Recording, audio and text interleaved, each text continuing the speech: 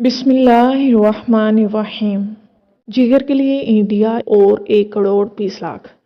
मेरे एक जानने वाले लाहौर के पुराने बासी आबाओ अजदाद से दरअसल वो लाहौरी हैं। मसरूफ़ की ज़िंदगी ऐशो इशरत में और अयाशी में गुजरी।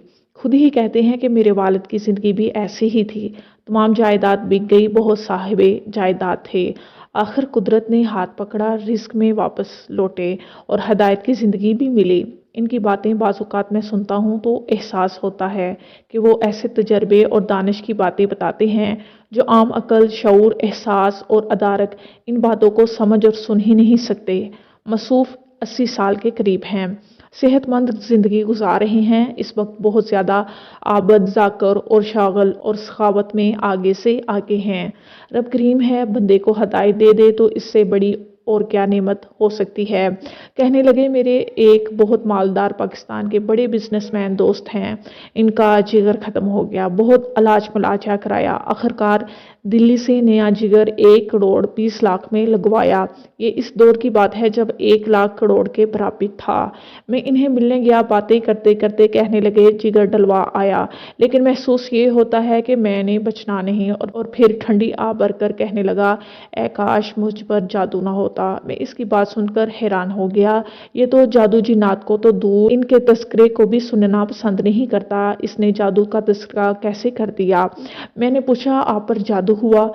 कहा, हाँ, मुझ पर जादू 1948 में हुआ था। मौजूदा कारोबार, इस मशकूक कारोबार का नाम लेना मुनासिब नहीं, मैंने शुरू किया। एक दोस्त मिला, इसने इसके बहुत फ़ायदे बताए कि दिनों में इंसान कहाँ से कहाँ पहुँच जाता है। मेरे वालिद एक जायज़ और हलाल काम करते थे। हम सफ़ेद पोशी लेकिन सुकून की ज़िंदगी गुजार रहे थे। जब मैंने कारोबार शुरू किया तो वाकई बचत दर बचत थी। पहले पहल मेरे अंदर के ज़मीर ने रोका टोका, एहसास दिलाया, झंझोड़ा। कई बार चाहा कि ये कारोबार छोड़ दूं जिसका हर पहलू मशकूक है, लेकिन माल की आमद ने मेरे अंदर के ज़मीर को सुला दिया। थपकियां देकर मैंने अपने आप को मुतमिन कर लिया और मैं अपने कारोबार में मगन होता गया। माल बढ़ता गया, बिजनेस तरक्की करता गया, जायदाद फिर जायदाद से निकलकर मैंने बंगले, कोठियां, बड़े बड़े प्लाजे, यूं तरक्की करते करते। लेकिन मुझे ये पता ना चला कि जादू मुझ पर असर कर रहा था और मैं जादू से मुसलसल डसा जा रहा था और जादू मेरे अंदर को घायल किए जा रहा था और खाए जा रहा था। मैं रोज़ बरोज़ अपनी तरक्की को देखता, मेरा सर फख्र से बुलंद होता, हर जगह मेरी आवभगत होती, हर महफिल और मजलिस में मुझे आगे बढ़कर जगह दी जाती, इस्तकबाल किया जाता। हर नए आने वाले मॉडल की गाड़ी मेरे पास ज़रूर होती थी। मुझे पुराने मॉडल से नफरत थी और नए मॉडल से मोहब्बत थी। लेकिन आखिर मेरी आंखें अंधी कैसे हो गई, मेरा ज़मीर मुर्दा कैसे हो गया, मुझे एहसास ही न हुआ। काले जादू का काला साम मुझे मुसलसल डस रहा था।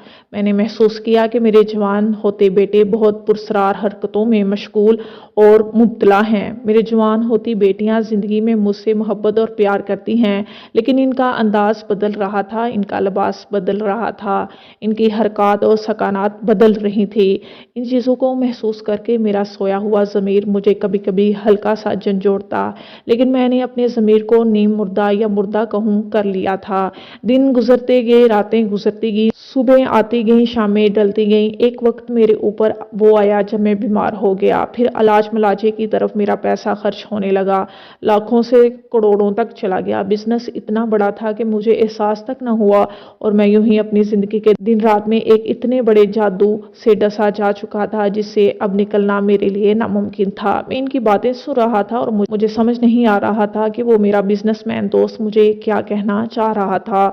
मैंने पूछा कि अब आपने जो सारी दास्तान सुनाई, इसके साथ जादू का क्या ताल्लुक है? तो ठंडी आब भरकर कहने लगा, वो जादू दरअसल वो रिस्क हराम था, वो मशकूक रिस्क था जिसने मुझे डसा, मेरी नस्लों की शर्म को डसा, इनके हया को डसा, इनके लिहाज को डसा, इनकी तहजीब को डसा, इनके वकार को डसा। इनकी नजरों से पर्दे हट गए, इनकी शर्मगाहें बेलगाम हो गई, इनकी तन्हाइयां इस काले जादू के काले बार से रंगीनियों में चली गई, इनके अंदर से हर वो चीज चली गई जिसका नाम इंसानियत होता है। अब आखिरी दिन है, आखिरी लम्हे हैं और मैं समझता हूँ कि मैं शायद चंद दिन या चंद हफ्तों का मेहमान हो गया और मैं इस दुनिया से रवाना होने से पहले ये इतराफ़ ज़रूर कर रहा हूँ कि शायद मेरे इस इतराफ़ से मेरा रब मुझे माफ़ कर दे और मेरी बख्शिश का कोई सामान बन जाए। फिर वो बिलक बिलक कर रोने लगा। इसकी आहें, इसकी जोरदार आवाज़ ने सारे घर को इसके कमरे में जमा कर दिया और वो रो रहा था और मैं इसके आंसू पोंछ रहा था। मुझे कहने लगा मेरा ये रोना भी झूठा है, जो एहसास मुझे है इस औलाद को नहीं होगा। काश मैं ये मशकूक कारोबार ना करता, मैं अपने बाप की तरह सफ़ेद पोश होता, वही थोड़ा सा काम करता जो मेरा वालिद करता था और मेरे दिन यूं ही खैर में गुजर जाते। मेरे पास बड़ा घर, बड़ी गाड़ी, बड़ा इस्तकबाल, बड़ी महफिलों में आवभगत ना होती।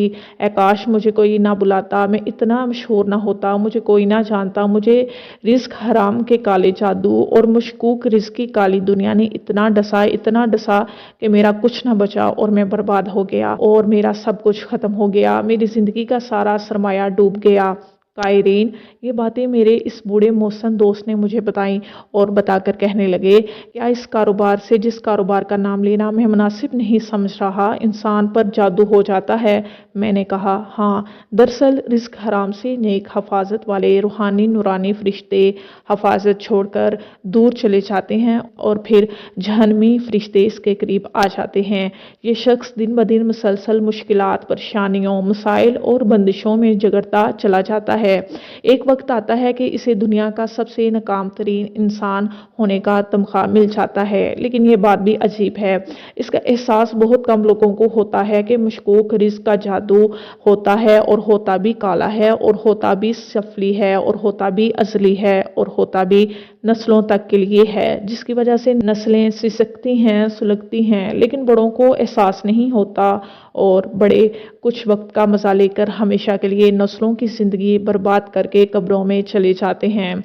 काश इस काले जादू का कोई एहसास कर लेता, काश इस काले जादू को कोई जांच लेता, काश इस काले सांप के डसने से पहले कोई अपनी ढाल और अपनी हिफाजत का निज़ाम कर लेता। जादू यूं भी होता है, सिर्फ बहू सास पर, सास बहू पर, नंद देवरानी पर और देवरानी नंद पर और जेठानी देवरानी और देवरानी देवर पर जादू नहीं करते। अक्सर ये इल्ज़ाम होता है और जादू लाखों में से एक होता है। हम इसको तो जादू समझते हैं और इसका खौफ हमारे दिल पर सिवार है, लेकिन हराम राहें, हराम रस्ते और हराम रिस्क का एहसास हमारे दिल की दुनिया से क्यों उठ गया, कभी हमने सोचा? चलें जी, अब वीडियो को ख़त्म करते हैं। अगर किसी बात की आपको समझ ना आए तो ज़रूर पूछ लीजिएगा। शेखुल वज़ाइफ की कौन सी किताब से ये वीडियो ली गई है, आप मुझसे ये भी पूछ सकते हैं। मैं अपनी वीडियो को और ज़्यादा बेहतर कैसे बनाऊं, आप मुझे मशवरा भी दे सकते हैं। ऐसी मज़ीद वीडियोस देखने के लिए इस चैनल को सब्सक्राइब करके ज़रूर जाइएगा। मिलते हैं अगली वीडियो में, तब तक के लिए अल्लाह हाफिज़।